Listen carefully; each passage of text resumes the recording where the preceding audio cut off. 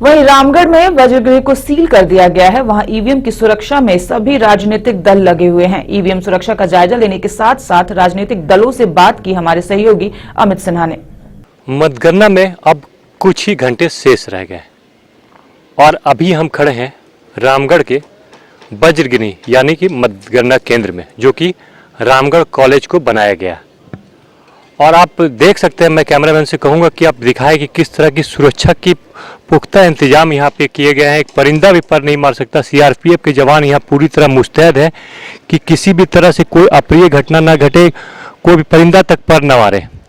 और ये पूरी तरह से इसकी तैयारी की जा रही है कि कैसे मतगणना जो कि 23 तारीख को होना है, कुछ ही घंटे शेष बचे हैं, इसको लेकर तैयारियां भी जोर शोर से की जा रही है।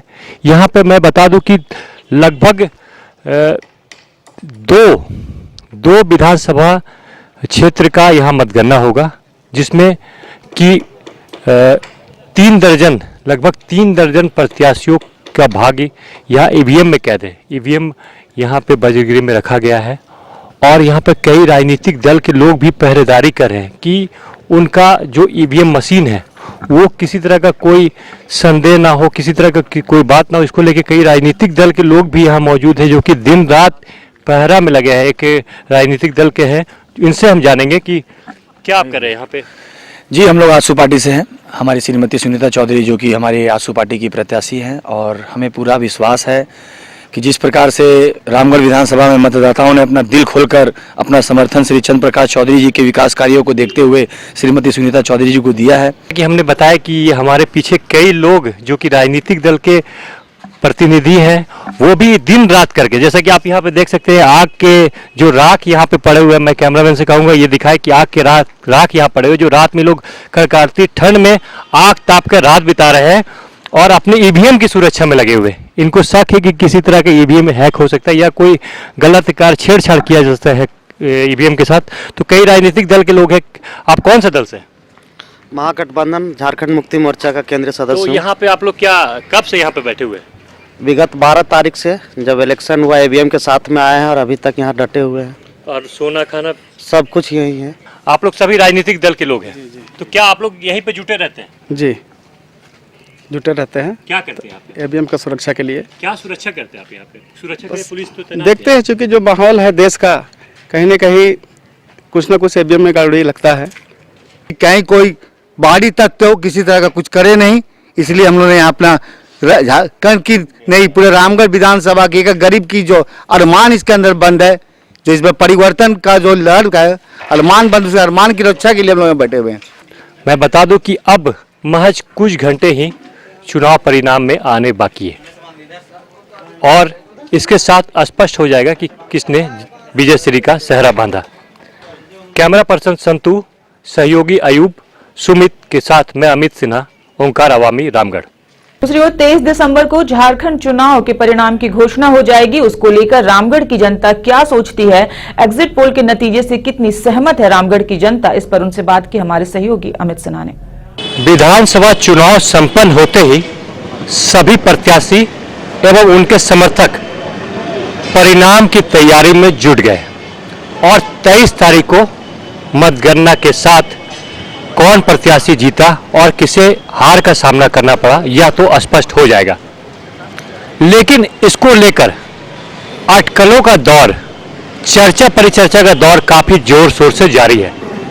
इस बीच रामगढ़ में हमारे साथ कई पत्रकार व आम जनता भी मौजूद है। इनसे हम जानेंगे कि जो रामगढ़ जिला अंतर्गत 3 विधानसभा है, रामगढ़, मांडू और बड़कागांव, इन 3 विधानसभा क्षेत्र से कौन प्रत्याशी विजयश्री का सेहरा बांधेगा, किसके किसके बीच टक्कर हो सकती है और किसे हार का सामना करना पड़ सकता है, ये जानने का प्रयास करेंगे हमारे बीच मौजूद पत्रकारों से, आमजनों से।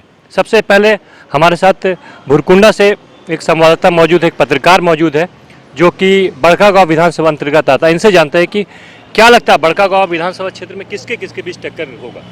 बहरहाल बड़कागांव विधानसभा क्षेत्र में मुख्य रूप से 3 कोणीय संघर्ष है, जिसमें कांग्रेस की अंबा प्रसाद, आजसू के रोशन लाल चौधरी और भारतीय जनता पार्टी के प्रत्याशी लोकनाथ महतो।